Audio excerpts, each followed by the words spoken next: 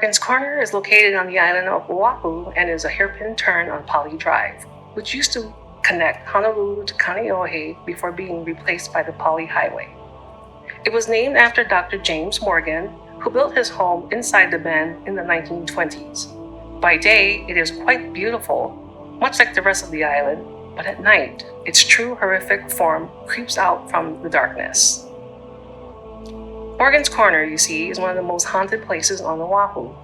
The area is said to be plagued by apparitions, unexplained noises, and disembodied screaming. There are many stories to tell about the place, and it's fun to scare some of the unsuspecting tourists. These stories are all in good fun for visitors, but as someone who lives on the island, I can tell you that not all of them are completely false. As teenagers, my friends and I had always heard the whispers regarding Morgan's Corner, but brushed it off as stupid little tales our parents would try to scare us with. So as dumb teenagers do, one night we decided to see if the stories were true. A test of courage for a few high schoolers with nothing better to do on a Friday night, I hopped into my brother Ethan's car along with my best friend Maya, and we set out on an adventure. You know, I wouldn't judge you girls if you changed your minds right now, Ethan said while looking into the rearview mirror at me and Maya. Whatever, you're the one sweating right now, I said as I reached over and ruffled his hair. Relax, I'm driving here, he shouted. I almost missed the turn. I looked over towards Maya to see her eyes open wide as she stared straight ahead. Hey, you all right over there? I asked as I placed my hand on top of hers. Maya's hand was shaking. I squeezed it with mine. Hey, Maya, they're just a bunch of dumb stories. If you want to go back, we can, I said, trying to calm her down. She let out a sigh and placed her other hand on mine. It's no big deal, she said with a lighthearted laugh. It's just a little drive.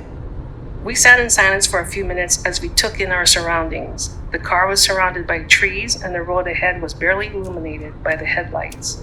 The car rocked back and forth as Ethan maintained his course on the twisting road. The hum of the engine filled our ears until Ethan groaned and switched his radio on. A rush of loud music noise erupted from the speakers, causing us to all jump. What the hell? I shouted, shielding my ears with my hands. I don't know, this hasn't happened before, Ethan yelled as the static grew louder and louder. Turn it off! Maya screamed. I rushed forward and clicked the radio off. Ethan suddenly slammed on the brakes and I felt myself jump forward. Thankfully, he stopped me with his right arm. My neck collided with his forearm, but it was better than hitting the windshield. What is wrong with you? I yelled as I smacked his head. I was so angry until I saw his terrified face. His eyes locked on something in front of him. I followed his gaze to what was in front of the car, and I could see the sudden bend in the road. The path trailed off into darkness. The beam from the headlights were unable to reach out towards the shadows. Did you see that? Ethan stuttered. Yeah, I saw it too. Maya chimed in. I continued to stare ahead, but all I could see were trees and blackness. What are you two talking about? I whispered. Ethan's gaze was frozen to the empty road in front of him, and he muttered, Something just popped up in front of me. I felt Maya's hand on my back, and it was ice cold. There was a girl or something, dressed in white, standing in the middle of the road, Maya proclaimed. I let out a nervous laugh. What? You can't be serious. Stop trying to scare me. It won't work, Maya shouted. It's real! And a sudden, unnerving quiet fell upon us. A loud thump came from the roof of the car that shattered the still silence.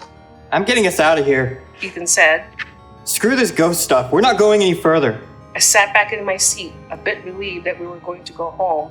Ethan turned around to see behind us, and I watched in horror as I could see the blood drain from his face. Oh my God, he said with a wavering voice. Maya and I slowly turned our heads. Just a couple of feet behind us was what looked like a young girl dressed in the nightgown. The lights from the rear of the car bathed her body in red. She stood there with her legs bent in an awkward position. At first, I thought it was just too dark to see, but I realized that she had no head atop her shoulders. Drive! Drive! I shouted at Ethan. I felt the car move as I thought the girl's body became more distant. We have no choice. We have to go through the corner, Maya said under her breath. I couldn't rationalize what we had just seen. The sound of our racing hearts drowned out the hum of the engine as we continued towards Morgan's Corner. We took the turn, and we went on, and on, and on. Why haven't we turned straight yet? Ethan, what the hell is happening? I asked. Ethan began to accelerate a bit as he answered. I don't know what's going on. This turn won't fucking end. Then another loud thump could be heard from the roof of the car. Maya slid over and clutched onto me. What's hitting the roof? Then another loud thump came. Then another. Then another. It came every few seconds. Maya began to sob. This place won't let us leave. The thumping noise above us became louder and louder as Ethan continued to drive. Stop the car, I said. Ethan ignored me and continued to drive, but I said it again, more forcefully. Stop the car. The car screeched to a halt. There was nothing ahead of us except darkness and a small bit of road illuminated by the headlights. Wait. Just wait here for a second, I said as I reached towards the door handle. I slowly crept myself out of the car and I looked at the roof of the car. I tried to scream, but the sound wouldn't leave my throat as I saw in absolute horror a pair of legs dangling over the roof. I followed the legs up to find the body of a girl dangling from a tree branch above us. Then a spine-chilling scream erupted from the darkness atop of us and we got back into the car. Drive! I demanded, and Ethan slammed his foot onto the gas pedal.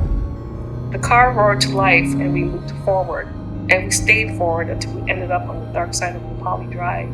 We continued our drive until we turned onto the main roads and set our destination back home. The three of us never talked about it. We refused to ever talk about it again. Every time I hear someone talk about Morgan's Corner, I try to brush off feelings to make it all in good fun, but much like the area, I'm haunted by what happened there.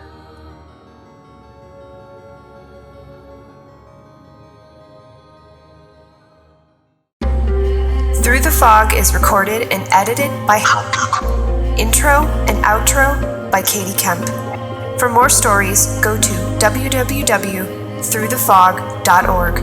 We'll be back in 2 weeks, so keep your eyes on the fog.